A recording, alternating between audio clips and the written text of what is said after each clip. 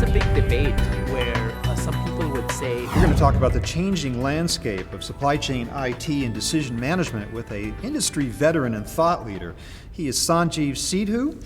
He is currently founder and chairman of O9 Solutions. Sanjiv, welcome. What a pleasure to have you with us. It's a pleasure to be with you. I want to take you back first in history to the year 2000, when you were the chairman and the co-founder of i2, and you stood in front of an audience of thousands of people cheering you. $1 billion in value, you were saying at the time. It was just a great ride back then. And yet, I want to ask you if you could sort of describe for me, what was the difference of the IT landscape back then with i2 and now with O9? How have things changed? Yeah, things are changing as we speak, and they're changing quite rapidly.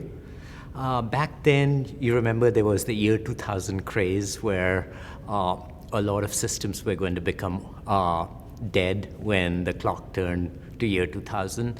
So up to year 2000, a lot of corporate focus was on getting to new architecture, getting rid of the old legacy systems to be able to avoid the year 2000 problem. At the same time, e-commerce was becoming really big, and mass customization was becoming very big, where if you sold one product, it wasn't good enough. The customers wanted the color they wanted, the size they wanted, so mass customization was becoming big, with Levi's telling you that you could have jeans customized to your need. Now, but the focus entirely was on the ERP, where integration meant transaction integration. So now the focus is quite different, and when you're ready, I'll be ready to talk about that. Yeah, well, ERP was a big issue back then because it was so complex and so expensive to implement, and as you say, Y2K was a big deal, but you were all about planning back then. Exactly. And planning is still absolutely essential, but what we're planning for today is so much more complex, so much more different. Now we're having, the whole omni-channel has arisen. We're planning for demand that we may not understand. We may be same day, fixed hour, 1 day deliveries, all this crazy stuff. And so that has just made the job so much more complex, has it not? That is. So the complexity's gone up mainly due to mass customization, and customization not just of the product, but the delivery mechanism, price points, and also the uncertainty has gone up a lot. So competitive actions are much faster, and the impact of global changes hit you much faster. For example, when commodity price changes, oil price changes, etc., the ripple goes through much faster, and people need to be able to react much faster.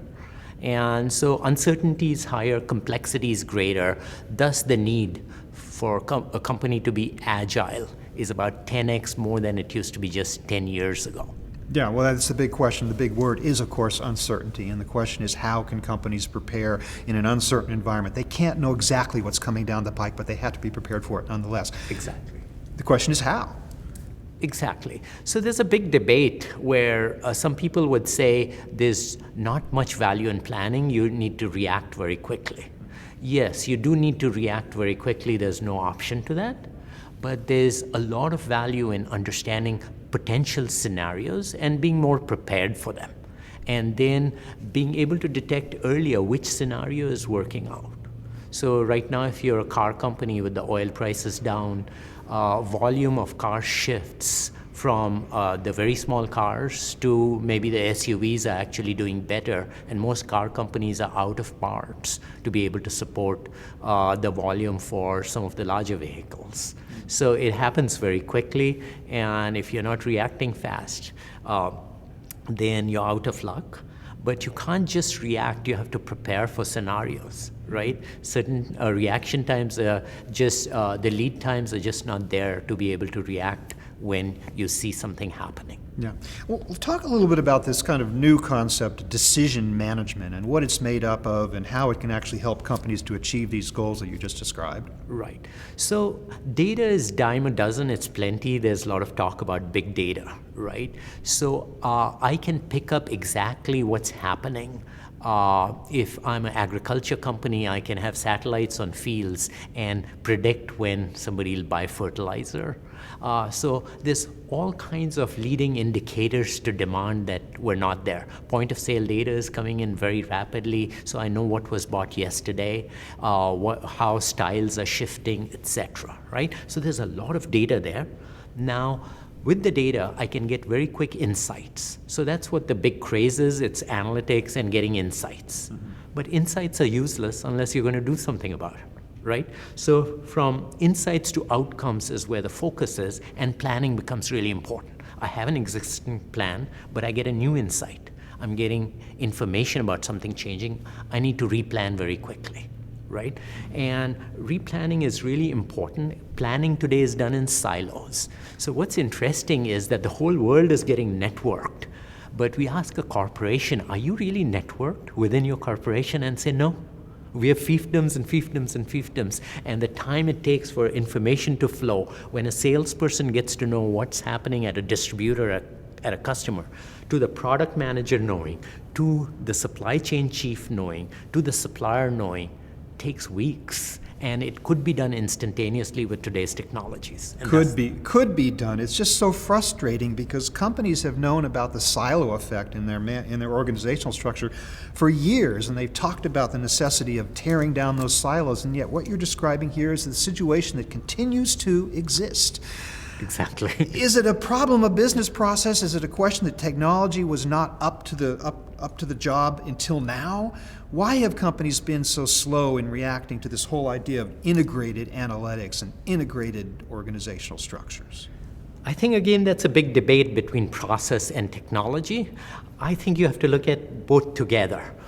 Implementing a great process is really hard without technology when the scale of complexity and uncertainty is very big. So technology is core. Till today, technology was very inflexible and adoption was really low. I used to run a company that was $1 billion at one time, and it was like the cobbler's son not having shoes, Bob, where if I needed some analysis about what's happening, instead of going on a system and checking, I would ask an analyst.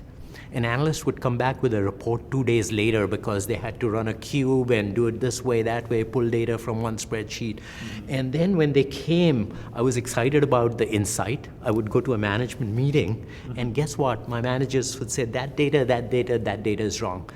Extremely frustrating. We couldn't make decisions. So when I started '09, it was largely for managers like myself who don't want to ask an analyst. We want to be on the system at night. We want to know what happened yesterday. We want to know what I can do about it. We want to do what-if analysis online. Technology didn't permit that, but today technology is moving so fast, right? Executives always ask me, on Google I can do this, I can do that. On my own corporate systems, I cannot. So we said, why not? So we enable the same kind of flexibility in search, in what-if analysis. So you're using Google Maps, right? It's picking up traffic information. It's changing your route. So why should I not change my supply requisitions? Why should I not change my pricing?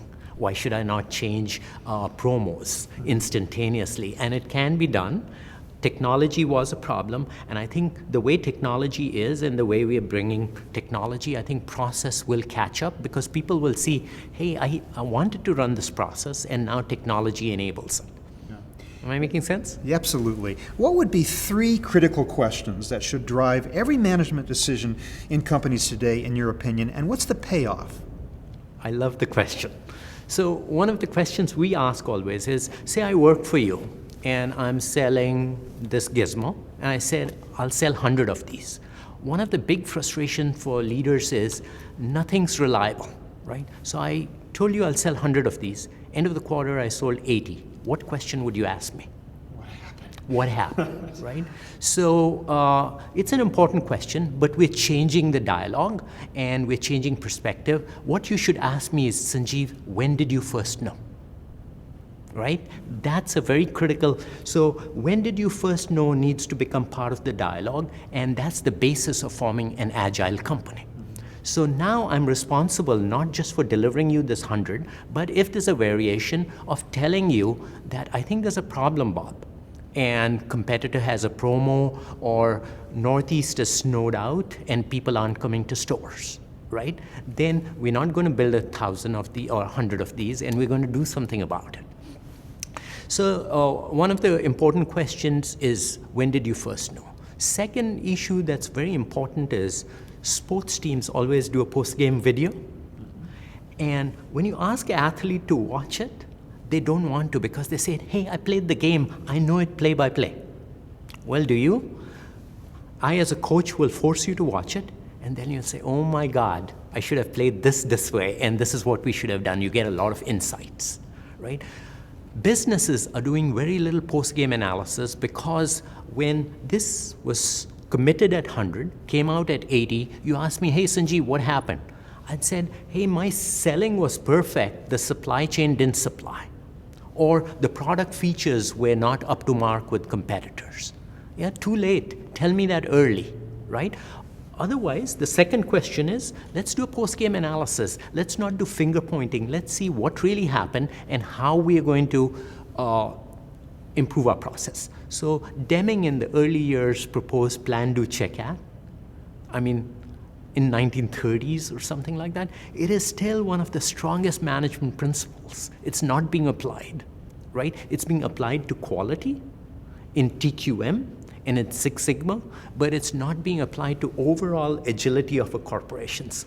Let's watch the game, let's improve the game, and let's have iterative improvement. So those are really two important questions about, when did you first know, what happened, and how can I do better about it, and then watching where planning problems are occurring, because, you know, what's management's role? Managers are primarily decision makers. That is the role of management. And management needs to get good at that, and decision making needs to become a science, right? Based on fundamentals. So we talk about three things. You need to be very good at analytics, which is post-game analytics, seeing what's happening, getting insights. Your insights need to be better than your competitors. Then you need to form better plans, right? I'm planning to go from here to the airport. I suddenly find the bridge is closed. Rapidly determine the new path faster than anyone else, right? Which is planning. And then last is performance management. So what happens in companies is, one problem with planning is there's a lot of gaming. So you ask me, Sanjiv, how much of this can you sell? I'm your sales guy. A lot depends on what the situation is. If I think there's a shortage of parts, I'll think I can sell 100, I'll tell you 150 because I want allocation, right? If there's no shortage, I can sell 100, I'll say 50 because I want my plan to be 50 and I want to kill the plan, right? A lot of what we do is help remove gaming through technology, through process improvements. Well, this is a fascinating discussion we've been having, and gives us some hope that maybe these things that companies have been talking about for decades are finally going to become a reality because of technology and business process. Sanjiv, thank you so much for joining us today to talk about your perspective over the years and how things are going in the future. Thanks for being with us. Thanks a lot. Thanks for your great questions. I've been speaking with Sanjiv Sidhu of 09 Technologies. Thank you very much for watching.